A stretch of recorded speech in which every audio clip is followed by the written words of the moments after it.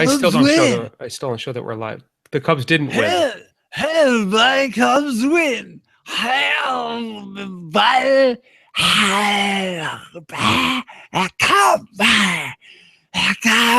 With the baseball, the jungle pudding pop, and the Cubs.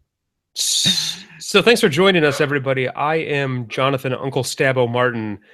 This is, I think it's a cross between Harry Carey and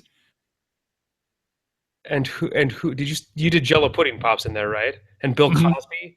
So yep. You did a Harry Carey Bill Cosby mashup. Yeah.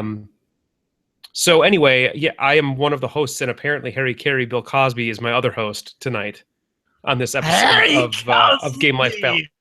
Harry Cosby on this episode of Game Life Balance US. And the Pokey and the Mons and the Yeah, Bill Cosby. So we were just talking about how dumb it is that we're recording tonight, because we were recording on the first night of the World Series in which the Chicago Cubs are playing, who is my team that I cheer for and how I'm very passionate about. And it is a team that have not been to the World Series since like 1948. That was the last time they were in the World Series. Was it 45? 48? 45. It was 48 or 45. And they have not won the World Series since 1908. So the fact that they're in the World Series is a big deal. And yet here I am recording for you. Yeah, that's your fault, because I didn't realize you were such a Cubs fan, and you didn't say, oh, hey, by the way, the Cubs are playing their first World Series game in 73 years. Maybe we should record Wednesday night, but here we are. You're right. I've literally been a Cubs fan forever. I mean, I remember that you were at one point a Green Bay fan, and now you no longer care about anything. You just want to watch the world burn. That's where you're at now. This was before I started to live with a hipster and started to hate anything popular, especially sports. Sports are unpopular in her household, huh? Oh, she says she's not a hipster. She is.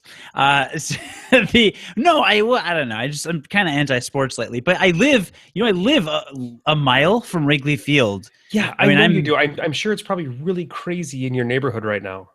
Yeah, it's insane. Saturday night, I went out with some friends, and we went to the Music Box Theater, which is this really cute theater from the 20s or 30s or whatever, and they've got a 70 millimeter screen where they show special screenings of 70 millimeter films, like they did Stanley Kubrick one a few weeks ago. They did 2001 over the summer.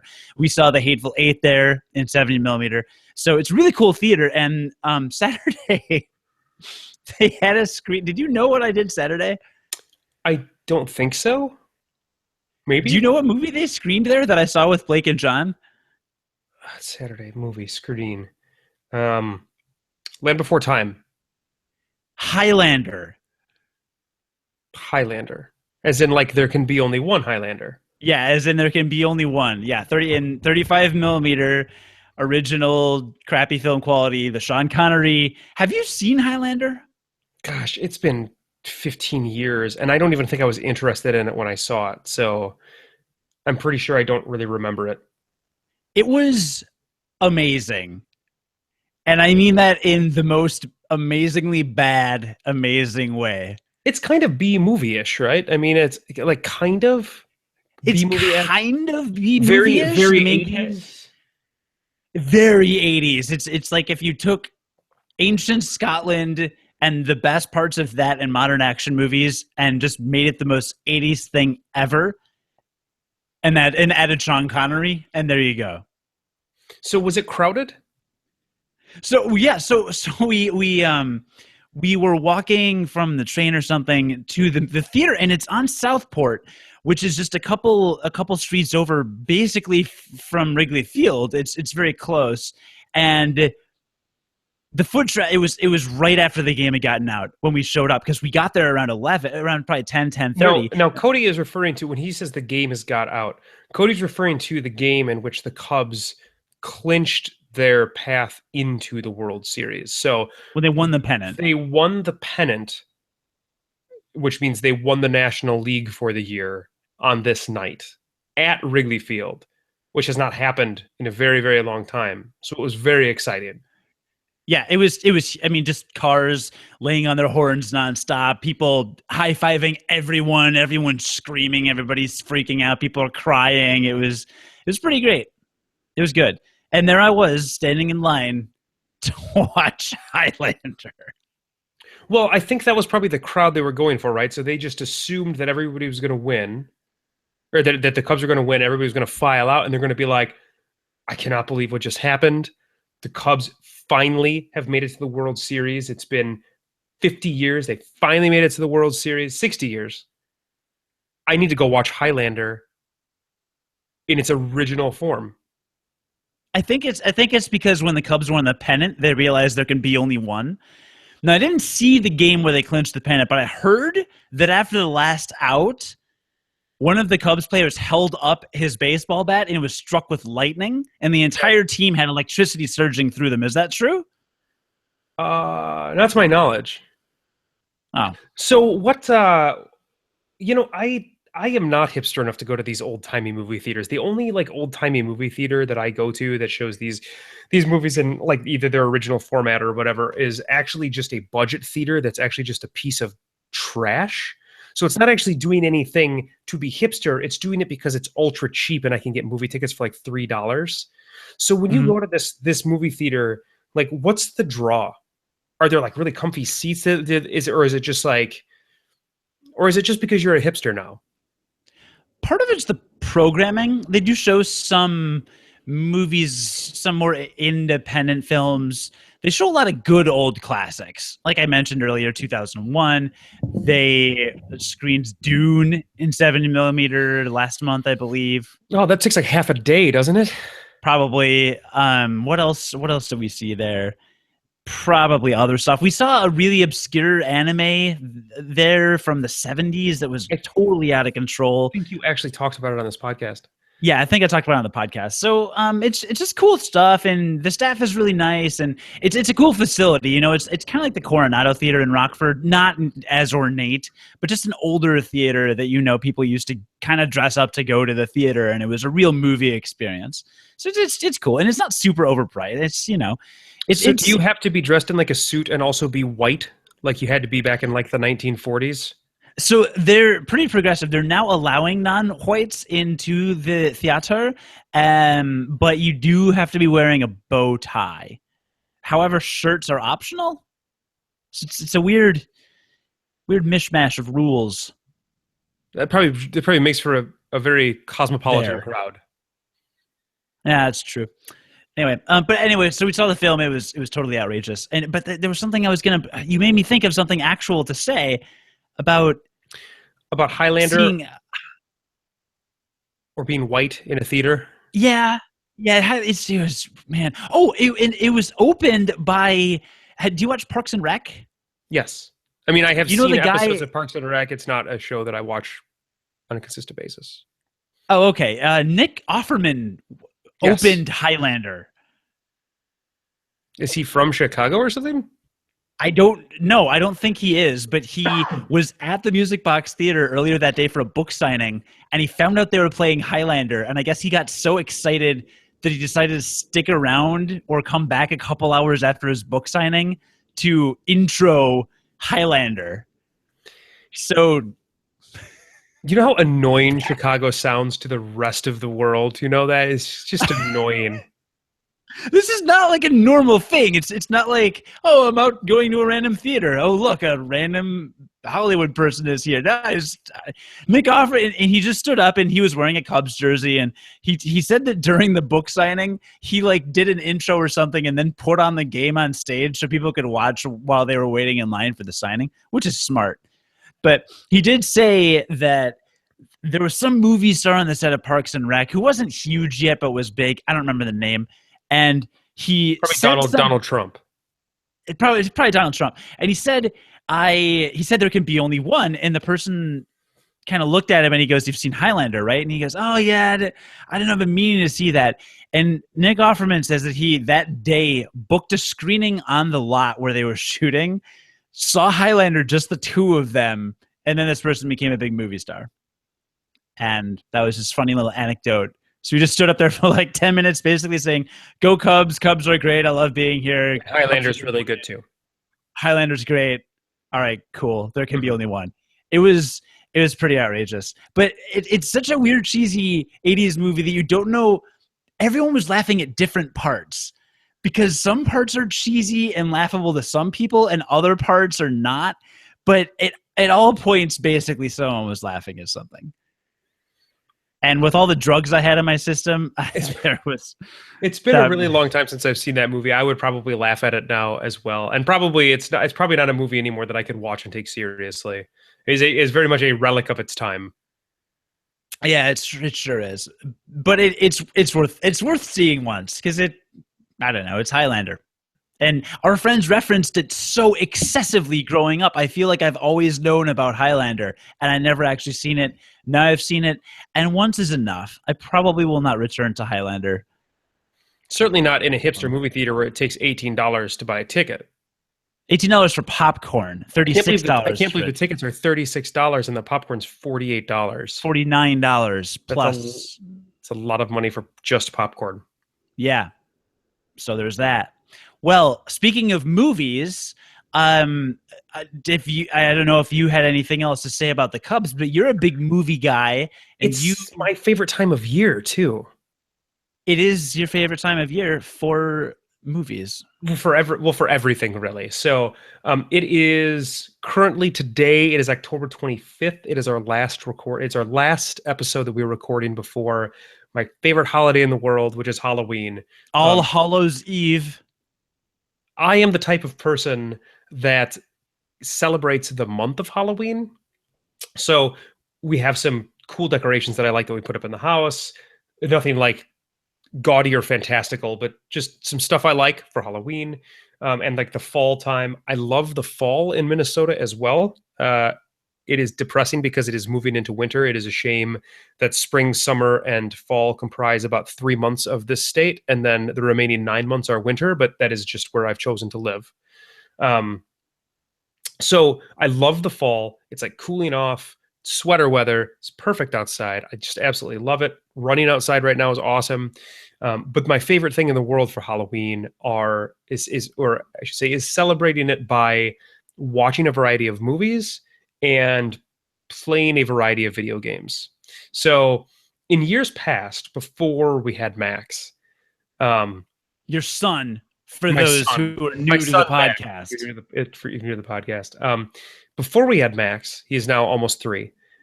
There was a lot more free time to kind of enjoy myself over Halloween at any point in time. Yeah, but I mean, specifically if we're talking about Halloween, and so like I used to stay up pretty late, playing video games, watching movies, whatever. And so I would stay up like most nights in October and either watch a movie or work on some sort of scary video game. And it was when I was playing through like all of the Resident Evils again. I played through a lot of Castlevanias over Halloween time. And it was awesome. This year, we won't talk about it on this podcast, but this year I played Doom over the course of the new Doom over the course of the month of October. I think it probably was about 3 weeks long, and I just finished it this past weekend. So it really kind of comprised my entire month of October in terms of gaming. And that was awesome. But again, we'll talk about that when we go full gamer on another episode. I did watch a lot of horror-related stuff over the course of this month. So that has been fun. So my wife and I just started the 2nd season of American Horror Story on Netflix. Have you heard of that show? I've heard good things. You should turn the lights down, by the way, so it's like spooky Halloween mood lighting. If I turn the lights down, you're just going to get the glow from my monitor lighting me, and it's not going to look spooky. It's just going to look dumb. I have no way to turn the lights down. I have one overhead light. That's fair. I can't do what you need me to do, Cody. Bill Cosby, Harry Carey. So American Horror Story is this. It's a I don't know how to Wait, is this life stuff? Sure, life stuff. Sure, it's life stuff. I don't know how Good to segment intro, John. Yeah, I do what I can for the podcast. Yeah, so it's this show on AMC, and each season tells one story. So I don't really know what style that is or what framing that is for a story arc. The But Wire did basically, that, didn't it? no, The Wire was so kind of. I think I don't think it did. I think it still had like the same characters and everything. I mean, this show has like a literally completely different story. The really weird part is that the actors stay the same. So the actors are playing a different role every season.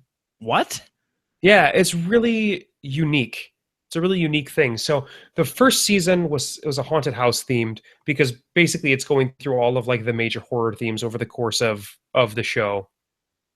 So the first theme was like Amityville horror, haunted house style. The second season is a insane asylum. I think it's actually called Asylum. The third season was called Witches. So it's a season completely about witches, and I think it actually stars Lady Gaga, which is kind of interesting. The fourth season is a circus freak season, and then the fifth season that they just got, they're on season 6, and then the fifth season is, I can't remember off the top of my head, but the first season was really surprising to us when we watched it. We watched it when Casey was pregnant because we had a lot of time when she was pregnant, and it was surprising how like legit scary it was for a cable TV show. It was weird to us that it could be that they could show that kind of stuff, I guess, on cable TV rather than like an HBO. And she's into horror movies? No, not at all. So it like she got invested in the story because she didn't think it was going to be kind of as like gory and scary as it ended up being. So like that's been cool. And so we started season 2, and it's definitely a different thing than season 1. Not sure if I like it as much yet, but that's been really good. So that's been like a horror theme thing we've gotten to do. Black Mirror, the third season of that came out, and while that's not technically horror, Wait, second season. Third season. Two seasons were already out. Each season was like 3 episodes long. Yeah. Oh. Yeah, so this is the third season. So the third season of Black Mirror came out, and while it's not technically a horror show, I would say there are many horrible things in that show. And I think it should count for Halloween. So is that like, have you been thinking of that joke for 2 weeks? No. Just bottling it in since our last episode? Not at all. Not at all. I'm very much on the record, and I love this show. But Black Mirror is a show. It's a television show that I don't think there's a show on TV that makes me feel as bad about like the future of humanity as Black Mirror makes me feel. So basically, Black Mirror, listener, if you have access to Netflix, you should go watch it. Came out like 5 years ago. I think I've talked about it on the podcast before. Came out like 5 years ago. I have. We both did. Yeah. And 2 seasons were released, and then it got canceled. Got picked up by Netflix. Netflix had the first 2 seasons, which were each like 3 episodes long because it was a BBC show. Has the first 2 seasons, and it got kind of a cult following over being on Netflix. I know my wife and I watched the first 2 seasons, and we're just floored with it. So they decided they were going to make a third one as original content like they've been doing, which is awesome. So the third season just released. And this show is a really weird show for me because it's it's Twilight Zone, only set in the future. So it's a contemporary Twilight Zone set in the future. Only the themes are like the logical dystopian extension of what our obsession with technology is going to bring us in a variety of forms. That's kind of the theme of the show. And so it is the only show that I can think of, the first show, and the only show that I can think of where I can't, there in almost all cases, I can't watch more than 1 episode of this show because how awful I feel when we're done with an episode. So, and the third season, the first episode of the third season did not skip a beat. in terms of how it made me feel, it was the exact same as all of the rest. In fact, within the first 5 minutes of the third episode, of the first episode of that third season, I was thinking to myself, I don't know if I can watch this episode. Like, I don't know if I can actually sit here through this, because it just makes you feel just awful, just really awful. So you're making me want to watch it right now. You should watch it. It's really great. It's really great. So we did that, and then what I started, and this is something I can talk about because I didn't end up actually playing it, but I started playing The Evil Within after I finished Doom. It's a game that came out, I want to say, it's a video game. Came out on newer platforms, PS4, Xbox One, and PC. Came out, I want to say, a little over a year ago. It was last year. Could have actually been 2014, but it's older-ish. And it's this third-person survival horror game, so I thought it would be very fitting for Halloween. Sure. And the conceit of the game is basically, what if everybody loves Resident Evil 4. It's like the best Resident Evil game. Everybody thinks it's the best Resident Evil game. What if we took Resident Evil 4, but we made it a stealth game? The idea is not that interesting to me, to be honest, because I don't really like stealth games. The graphics and the theme on it are great, though. Like, just the look of the game is great. So I was like, well, I should at least give it a shot. I got it on a Humble Bundle, I think, a year ago or something. So I've had it forever and just have never played it. I thought, well, now was the time. So I started playing it, and it's like the clunkiest game that I've played in a really long time. I don't know if you remember retro gaming at all, but there were times back with like retro games where the controls just didn't feel like snappy at all, right? Like, sometimes characters felt like you were kind of moving in mud a little bit. Inputs didn't feel necessarily reactive to what you were doing. Yeah. I mean, that's kind of the way it used to be, and it's gotten a lot better over the years. So this game is not better. This game is back to that kind of clunky, muddy feeling controls. And so the very first thing you have to do, the very first thing before you even get the splash screen of the credits, is you have to escape from this chainsaw wielding guy, and you have to like sneak around and hide from him. And it's supposed to be an introduction to stealth. It's supposed to be like the easiest thing you do in the game because it's the prologue, right? I sat there for 45 minutes this morning on this scene trying to figure out what they wanted me to do to get around this chainsaw guy. And you gotta move through some doorways and move through some hallways, and you have to hide in like a locker while he walks by, and then he's got a path that he walks around in a circle, whatever. You hide under a table. And it turns out, so I was doing this, and I was walking around the room and everything, and it turns out that the designers actually wanted you to go in a completely like different door and like throw a bottle to distract this thing and then run through this hallway. But there's this hallway off to the right that I went down every single time I tried, because at the end of this hallway was a locker that you could hide in, and the big bad guy with a chainsaw would walk by you. But no, it turns out that that's not actually the way you needed to go. In fact, you couldn't complete what you needed to do by going that way. So it's this big, dumb red herring, like at the start of the game, and the checkpointing is awful. So each time that I died, I lost about 4 to 7 minutes of progress. Are you serious? Yeah, each time.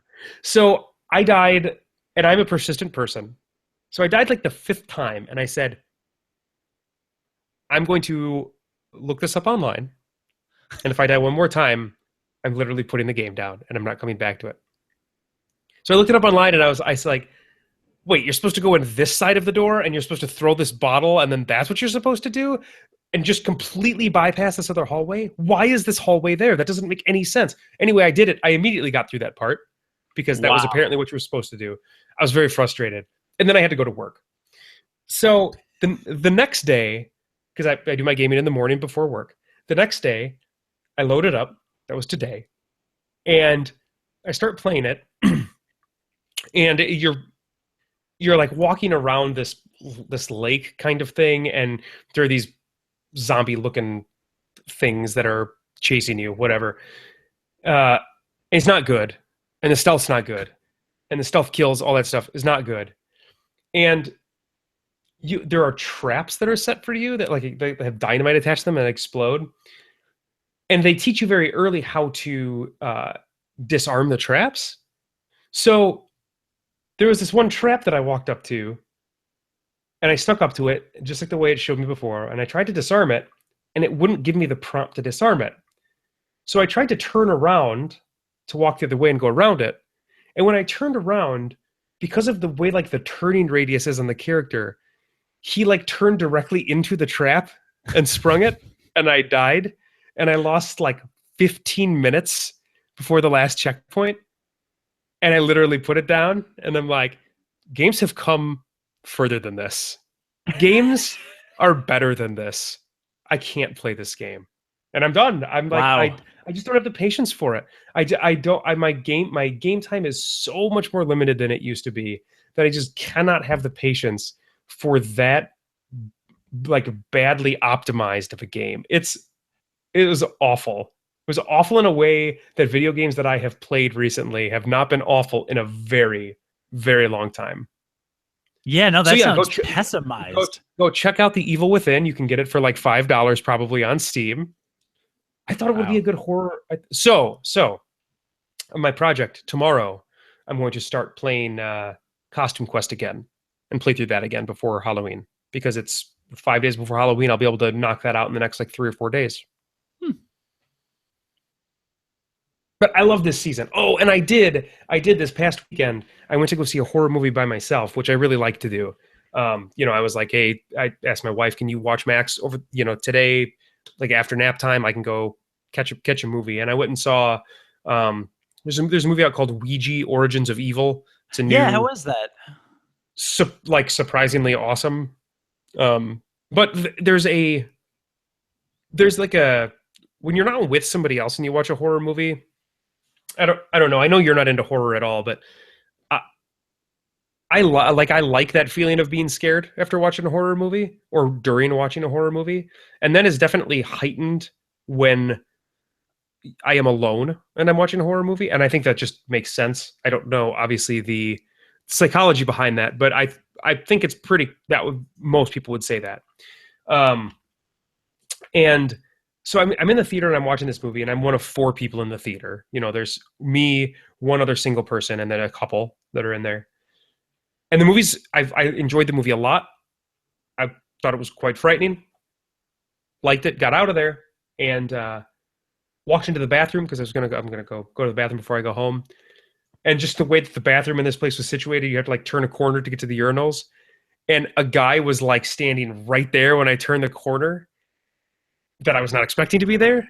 And I just seen a horror movie, and I jumped back like to the sink and slammed my butt into the sink. And I was like, oh, and he looked at me like I was crazy because he was turning around to go wash his hands. And I'm like, we're cool. Just gotta go to the bathroom. Not expecting you there.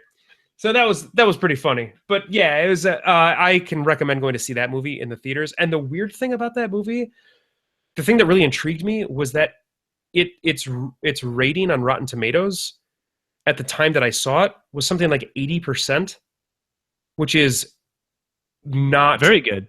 All common for horror movies. Very, very uncommon for horror movies. So I figured I got to check it out because they don't come around that often. And so I saw that. And so you should go see that if you are a horror movie fan, and it is still in theaters when you listen to this, because it is very good.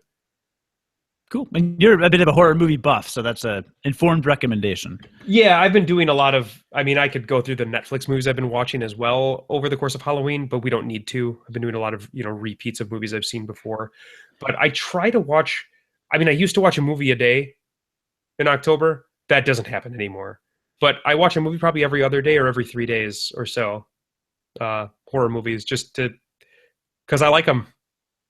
That's awesome. And in the days leading up to Halloween, I may post some old episodes of our old podcast, Unqualified Gamers, because we did that for 4 years, and there was always some kind of Halloween centric episode where you would talk about good horror movies that you were watching and horror movie traditions and October traditions. For some reason, I vividly remember you talking about how you would sit on your porch and watch a horror movie on your tablet. Yeah, and now I have that 3-season porch, and so I go out there and I watch it on my TV, and it's freezing, and it's awesome. That porch is awesome. Yeah, I know. It's sweet. I did not know before meeting you that a 3-seasons porch was a thing or a name. And before meeting you, before going to your house, and I thought it had a dumb name. And then it's a dumb name, a 3-seasons porch. I don't know why. I just don't like the name.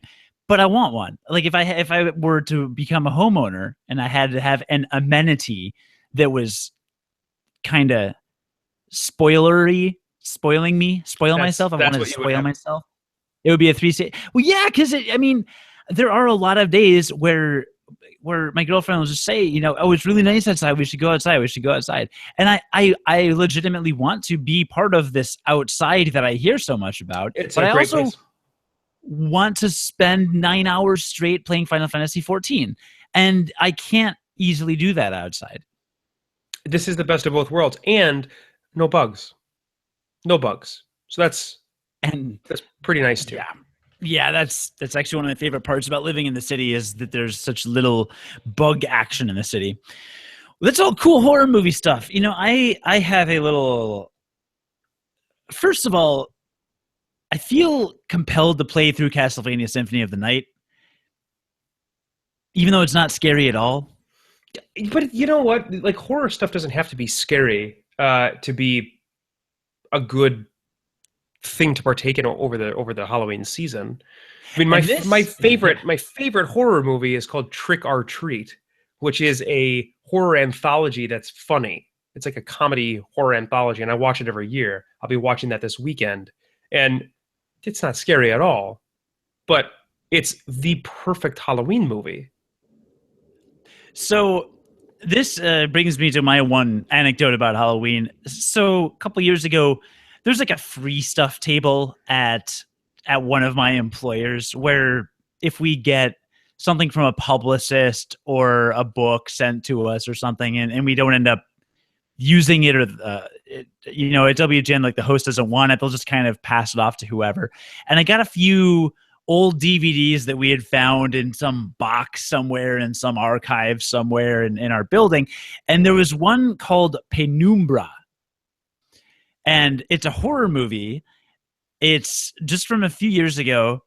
And I took this home. So I got this DVD specifically because my girlfriend lived in Argentina for a long time and just like speaks Spanish, Latin American stuff. And this takes place in Buenos Aires. And it's about a highly motivated, arrogant, and successful businesswoman on assignment in this city that she hates and loathes. And I thought that was a funny premise. And she's in the Argentinian capital on a day. The whole population is, and I'm reading this from Rotten Tomatoes, quote, waiting to view a rare solar eclipse, unquote, which is obviously a great setup for a horror movie, right? So it currently has a 26% audience score on Rotten Tomatoes. That's really bad. That's really bad. Well, 26% liked it. The average rating is 2.7, which actually isn't. I mean, it's bad. The critic rating is 50%, but only 6 reviews were counted because I think it's in Spanish. Anyway, so I got this specifically to share with her because she does not like horror movies, and I honestly don't really either. I'll do one a year, one every couple of years, just as like a. To mix things up. No, I mean you're a bit squeamish, right? It's because I'm, and this might sound sexist, but it's because I'm womanly, and women are all frightened, creatures. Delicate, very delicate. Fragile, right? Things like that. So, but I respect them. I respect them more than anyone. Right. No one respects women more than we do. Yeah, but they're weak and generally useless. But aside from that, so we don't love horror films, but I'm like, well, we should watch this. And I expected a little bit of adventurousness, and her reaction was more along the lines of, no, that's dumb. We're not doing that. The only Halloween themed movie we've watched in our relationship was Hocus Pocus, which is not scary. No, that's terrifying. I disagree. That's a terrifying. That's the one with B. Arthur, right? That's got. Yep. No, that's a terrifying movie. That's truly terrifying. And the worst part was we watched it on YouTube, and to avoid the YouTube copyright, they zoomed in the movie slightly and flipped it 180 degrees. So, or not, they flipped it, they reverse mirrored it horizontally. So all the writing was backwards. Yeah. You could probably still find it on YouTube, some illegal copy that's zoomed in so you miss all the edges, and it's backwards. So if you look at any text, it's totally backwards. I was really drunk that night, so that's happy fine. freaking Halloween, right? I mean, that's but anyway, if people are like me and they're looking for movie recommendations that are not scary, but I feel are horror themed, like my go-to is Tremors. Yeah, that's definitely not scary. Are you not? That movie's great, though. I mean, it's really, really campy. I will agree with you there. Like, it's funny. It's too self-serious, which is what makes it good. It gets, like, later on in that series, so Tremors has like 7 movies now. Later on, they leaned into the camp and they tried to make it about that. But the very first movie was supposed to be a serious horror movie. And that's what makes it so good, is because it's so campy of a movie. I thought it was a little self-aware in the first one. It's not it wasn't. It was not meant to be. All right. Well, I think Tremors is great. It's not scary per se, but you get a couple thrills. It is great. And chills. Yeah, it's got Kevin Bacon in it, so you know it's got to be good. Is it Kevin Bacon? Yeah. Wow. A very young Kevin Bacon with longish hair. Yeah. He's not that young, but yeah. And Reba McEntire. Sure. Yeah. So there's that. Well, Tremors is my go-to. That's the only suggestion that I have. And just for the listeners' remembership, last year on our last Unqualified Gamers Halloween especially, you talked about a video game that you can play a different storyline for each character, and you insisted you would play it again this year. It's a PS4 game, I thought, and it's yeah. That's Until Dawn. Until Dawn. Okay, and so shout out to Until Dawn. I 1000% would love to play that again this year, but the month kind of got away from me a little bit, and I don't know if I'm going to be able to. But you have the whole weekend. I was actually thinking about that at the start of this month, about playing through that again. Well, I need other people to play through that with me. So that's a game that is a cinematic game that needs to be played with multiple people. Like, you need multiple people in the room with you, just because it's an experience. It really is. So unfortunately, I'm not going to have that this year. Yeah. And it's not a game to play by yourself. It's just not. All right. Well, we'll hit it up next time. That's fine. Cool. Well, yeah. Any other horror movie stuff? Because some of this transitions really well into our next subject. No, I have said my piece. You can. Cool. Well, I can rest in peace.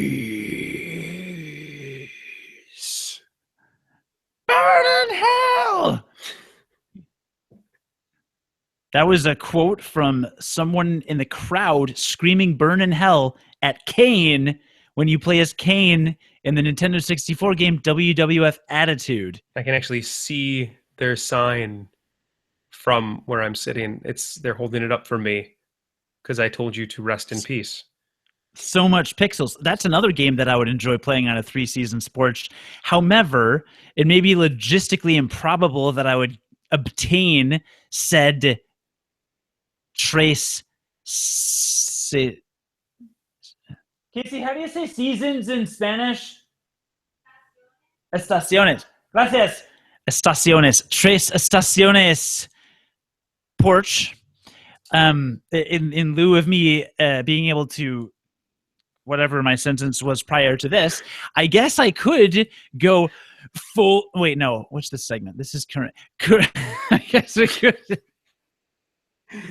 capitalize on. Oh man, this is the most seamless transition literally ever in this podcast.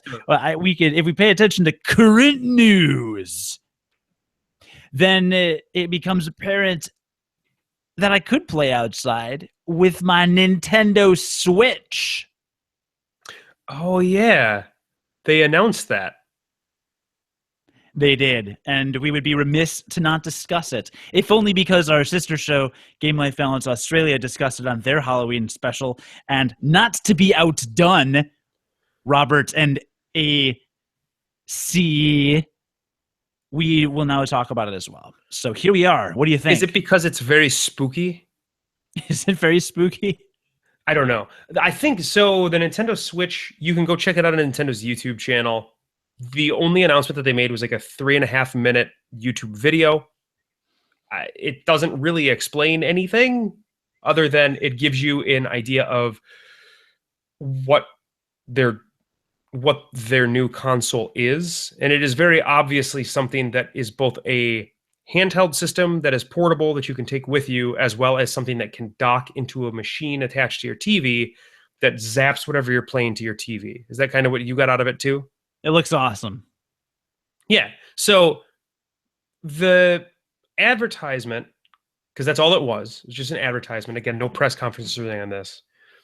It made me, as a consumer, feel like the idea will be play a game at home and then take this thing with you. And when you have some spare moments wherever you're going to be, for instance, on my lunch break at work, pull this out and continue playing the game that you were just playing at home on your TV. And then when you get home again, dock this controller back into this machine, pick up a gamepad, like a normal standard gamepad, and the game will magically appear back on your TV again.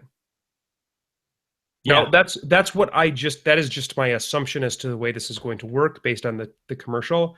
There are zero details about if that's actually the way that it's going to work. Who knows if that's every game? Who knows if it's just if you have to design your game specifically for that? I would think, in fact, I'm 99.999% sure that there's no way that it could work with every single game if this is qualified, if they target the same games that are going to be on like current systems and PC. Mm-hmm. Unless the system is like $900. Because there's just no way you're going to have enough power in that portable part of the system to render all of the things you need to render in a game like, say, the new Doom I just played. There's no way that there's a handheld system that could play that right now. So, you don't think? No. So unless there's something magic in there, or unless that system is incredibly expensive, I think there's going to be just like Nintendo systems in the past, and I don't think there's anything wrong with this. I think there's going to be a contingent of games that gets left out because Nintendo doesn't compete on that level anymore. That's not how they work. They no longer compete with power. They compete with innovation.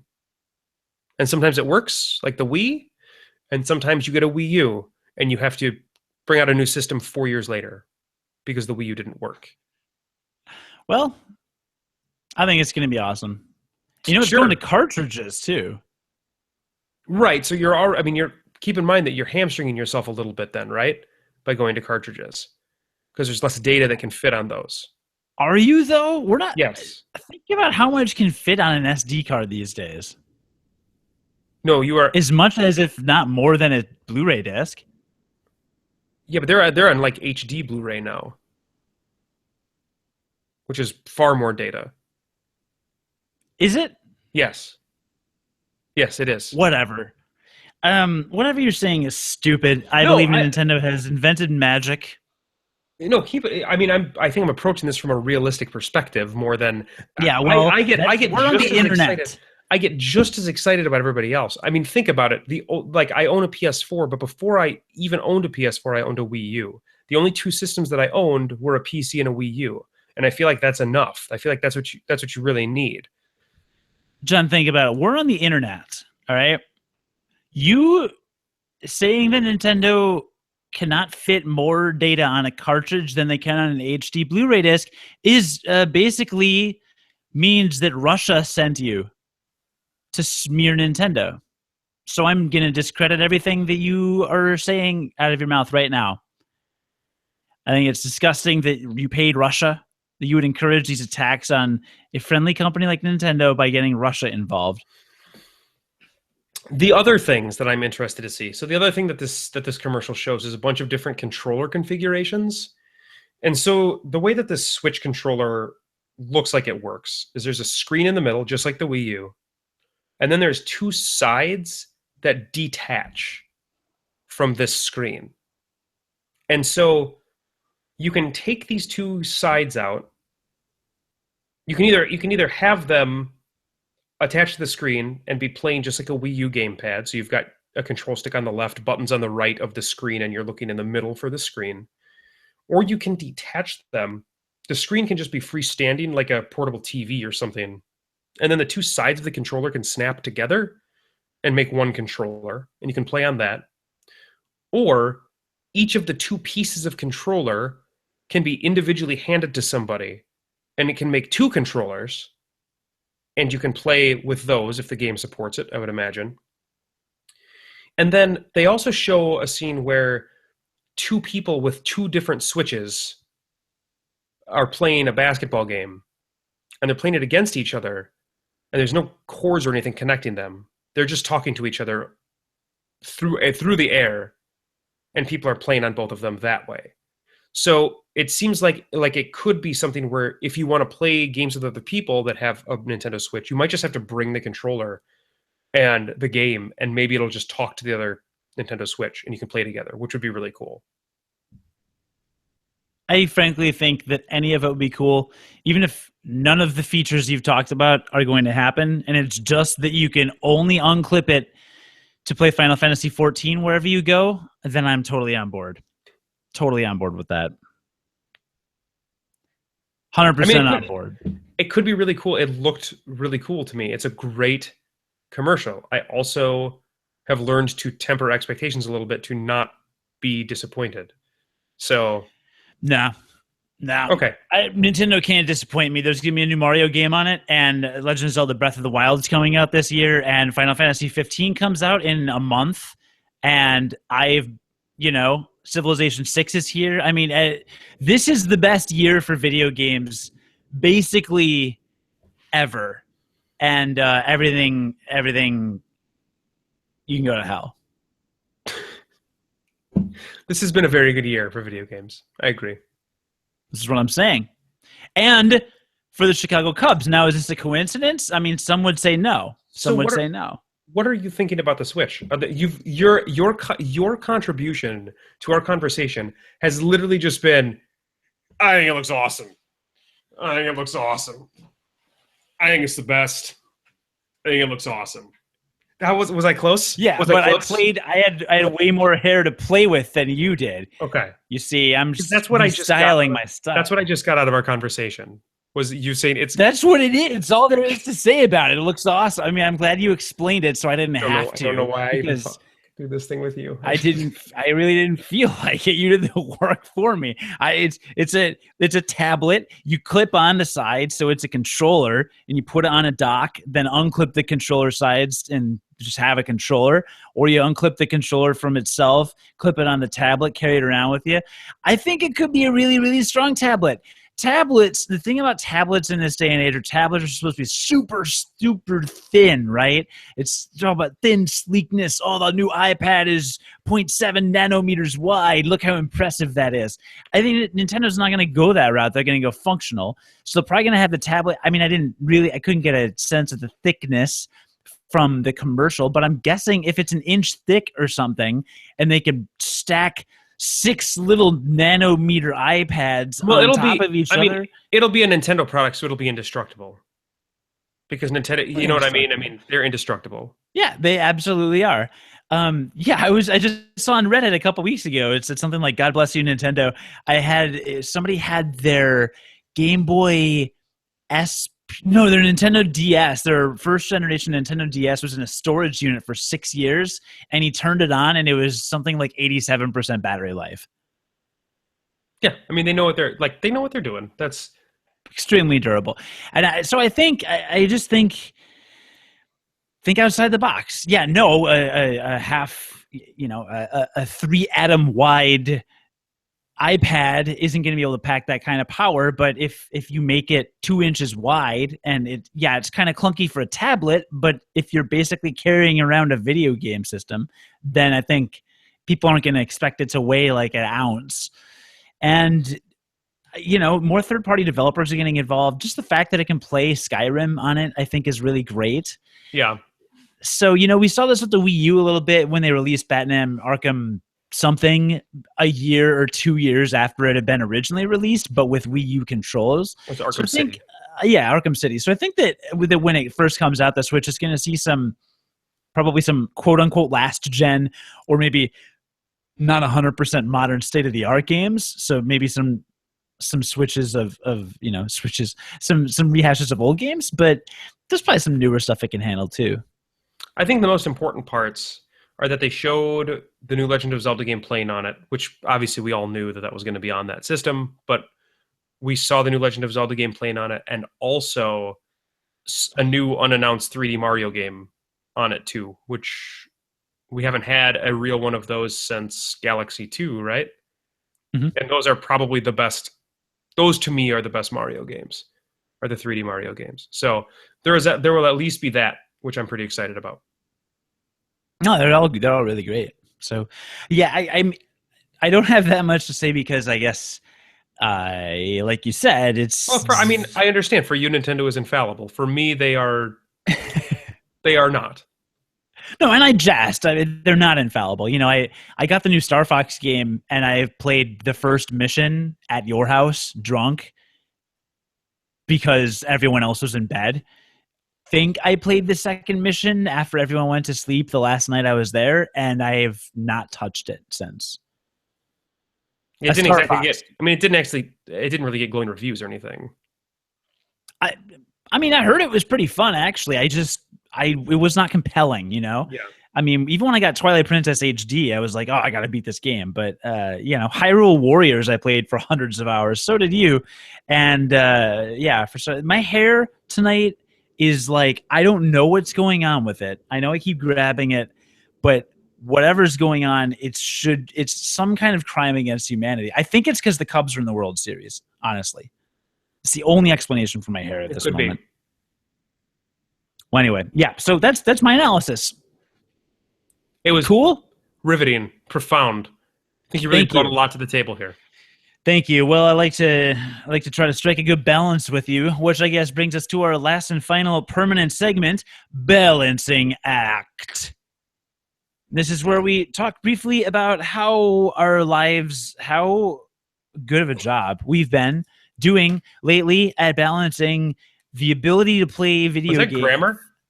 Finding time to play video games in the real world of responsibilities and parenting and dating and relationships and drinking and driving. Not together. You don't do those together. Never together. Insert commercial here. Or insert surprise commercial from another sponsor. Yeah, I'm going to do that in post. But yeah, so balancing act. Well, hey, listen, you talked kind of about how you've been balancing things. It sounds like you've gotten a decent amount of gaming time in. I did. I woke up, I think, every single morning and got gaming in for the past 3 weeks. I think Halloween does motivate me a little bit. So I think I might have had a 9 these past 2 weeks on my game life balance. I think I managed to not shirk any responsibilities at home that I can think of. I probably did, but not any that I can think of. And I managed to play through all of Doom over the past time we recorded. So yeah, I'd say a 9. Yeah, I am definitely also at a 9 because fortuitously, my my employer had a team at this charity walk kind of event thing. And I emailed my girlfriend and said, hey, do you want to go to this? It was this past Saturday. And she said, well, I've got a lot of grading to do that weekend. And my students have the papers and stuff that I'll be grading. And I looked at the date and I said, you know what? Actually, that's probably a good thing. Because while you're grading that day, that weekend, Civilization 6 comes out. Mm-hmm. So I'm going to be kind of unavailable. And I was unavailable because Saturday I played me some Civ 6. Which I assume we're going to talk about. I assume we'll be talking about that soon. Yeah, so here's the deal, and here's the deal with our podcast kind of moving forward. So John and I are going to talk about whatever stuff, this episode, Highlander, Cubs, Halloween, Nintendo Switch, and then do a little game-life balance. But anytime we've got a game we want a full-on review, we're going to post that as a separate episode so that you get directly to that content so that, if you've cast, you're probably a regular listener anyway. But for those who are just interested in, I just want quick reaction on whatever this game is, John and I will be posting reviews of Civ 6 and Doom in the next couple weeks. So just check out our website at GameLifeBalance.us for that. And it'll also show up on our feeds on iTunes and Stitcher and all that. But yeah, I will go way in depth into Civ 6. But I will say that I finished my first game and my second game and started a third game.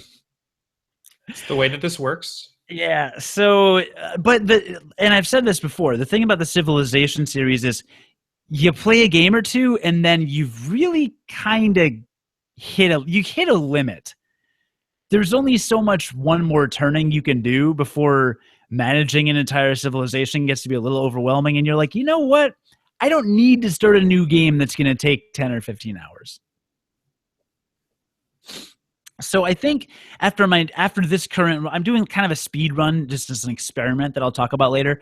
And I might do some multiplayer with our friend Will, maybe after Halloween. But other than that, I'll dabble here and there, but probably just here and there. And I'll be going back to Final Fantasy 14 to hold me over until Final Fantasy 15. One quick note about Final Fantasy 14. When you played the final dungeon of the game, you would watch all the cutscenes and all the, the dialogue and stuff. So by the time you were done doing that, they just beat the dungeon without you? Yes.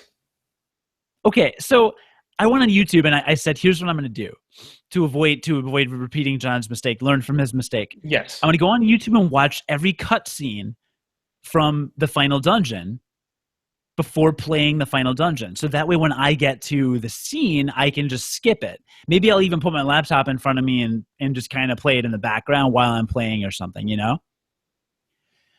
I loaded the YouTube. I haven't watched it yet. The video on YouTube of just cutscenes from the final dungeon is 26 minutes long. Yes, there are. And that was part of the reason why by the time I would get done with those cutscenes, everybody would have already moved on to the next boss or whatever. It's because the cutscenes are very long. Yeah. 26 minutes of cutscenes in one dungeon. I mean, if you scroll the text a little faster, maybe closer to 20 or something. But yeah, so literally most of the reason I haven't played the last dungeon is because I haven't had time at work, because I want to do it on my lunch break, but I keep forgetting or not being able to focus or getting distracted or I had to work through lunch or whatever. But I want to, at work, it makes sense, right? Make my food, put it in front of my laptop because we all have laptops and just watch the cutscenes while I'm eating. Seems efficient. Yep. But yeah, so I thought that was a little outrageous. Other than that, Hearthstone. I also, one final thing. I streamed myself playing Hearthstone. Did you see this? I did. I saw that you had a stream up. Okay, so it's on Facebook. It's on the Cody Goff Facebook fan page. I've tweeted links to it. Just search Cody Goff on Facebook, and my picture's me with a microphone, and you'll see it. But I discovered that Hearthstone is more fun when you play Wild. There's two game modes that they split earlier this year. They have Wild, which is you can play with any Hearthstone card that's ever been released. And then they have Standard, which is you can only play with the basic set plus any sets that came out within the last 2 years. So Standard is now kind of the I mean, for lack of a better word, standard for competitive play and for ladder play. And it's when you look at decks, what are the top ranking decks? It's all standard. Right. So standard is kind of the way to go.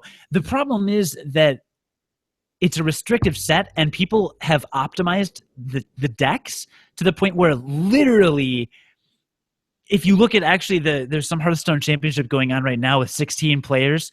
Every single player brought the same deck. Every single one, because they each bring 2 or 3 decks. There's one deck that everyone is running. I can't remember. It's either I think it's the Shaman mid-range deck, but literally every player. So it like when I'm playing ladder matches on the in the tournament ladder ranked matches, you only see Shaman, and there were 2 other classes I would see, and it just gets so boring and miserable. And with Wild, it's fun because you never know what the opponent's going to play. You never have any idea. Like, they'll be in the middle of a deck that maybe seems kind of familiar, and then they'll play a card, and I'm like, oh my god, like they played Kel'Thuzad. That I haven't seen that ever, in a while. And it also allows you to mess around with your deck and play more fun cards. So I found a deck that works really well for me. I win a couple matches in the stream. Check it out for commentary. I might stream to YouTube in the future, but I did that. So I've been gaming a ton in the last couple weeks. We'll see how long I can keep that up. Sweet. Yeah. I'm going to give myself a 10. Yeah, you would. Not for the amount of gaming I've been playing, just for my good looks. Okay, good looks. Okay. Yeah. So. Well, why don't we talk about the network that we belong to? Why don't you do that while I respect women over here? You're just going to sit there and respect women? I'll just be over here respecting women. Okay. More than anyone else. So we are members of a podcast collective called the Gonna Geek Network. You can find it at gonnageek.com. It's got a lot of geeky podcasts on there. Very specific things from shows about individual podcasts about individual television shows to some that are very broad, that cover kind of all things that are geeky. In fact, we do have a podcast called All Things Good and Nerdy, and most recent episode of that is All Things Good and Nerdy, number 232, Willie and the Bell. It's a packed show today as ATGN is joined by Keith to talk about the Nintendo Switch. Willie got a PSVR and has got some early impressions. Naki is excited about Donald Glover joining the Star Wars universe and more this week. It's a full but fun show. And then recently, I think who launched Better Podcasting? It's Stephen John Drew, the network owner and Stargate Pioneer. Okay, that's what I thought. So Stephen John Drew, again, the owner of the network, and then Stargate Pioneer, one of the members of the network, launched Better Podcasting. It's one of the newer shows that we have, and it's a show about podcasting. So their most recent episode is episode number 50, SP's Golden Rule of Hobby Podcasting. I assume that's what we do. We hobby podcast. If you're considering starting a podcast, Gonna Geek Network's Stargate Pioneer has developed a list of consideration, which he deems his golden rules of hobby podcasting. Check this out of episode 50 of Better Podcasting, and then it'll give you a link there for that as well. But you can find that at gonnageek.com. You sure can. And you can find us there. Find us there too. Yeah, you can. I feel like we should be promoting something else, but I can't think of what. So here we are. Yeah, I mean, I'm looking at this, and there aren't a lot of new promos up here. So I did some of the ones that are new that I could. Well, I mean, promo. the Cubs are in the World Series. People are busy. Trust me, I know. Accept it. I do. I did accept it. Just accept it. All right, that's cool. Well, fun times, funsies, funzos. Funzos, funsies, funzines. Cool. Well, yeah, stay tuned at some point in the next couple weeks for our reviews of Civilization 6 and Doom. I may try to get a special guest host for my Civ 6 review. Ooh, maybe we should try and get a guest host for Doom, because I do know somebody who also played the game recently.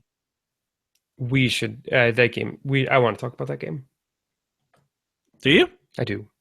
Cool. Great. I Doom. No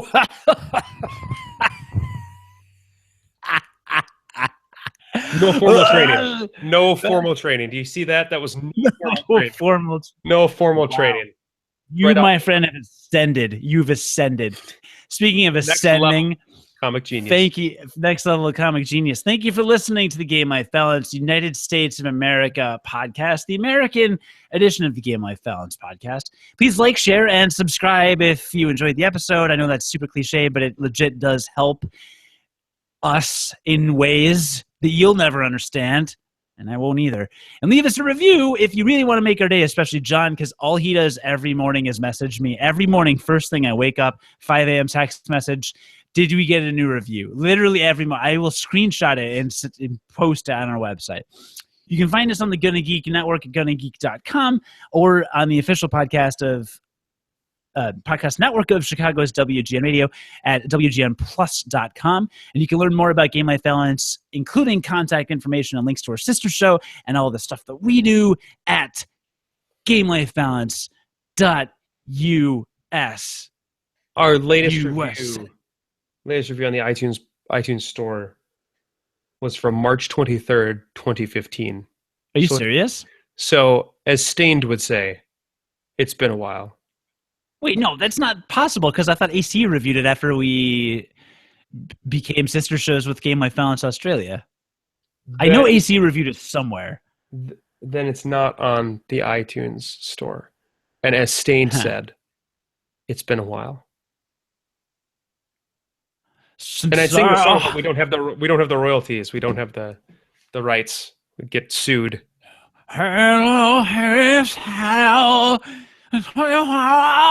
Boy, you don't sound anything. I feel sorry.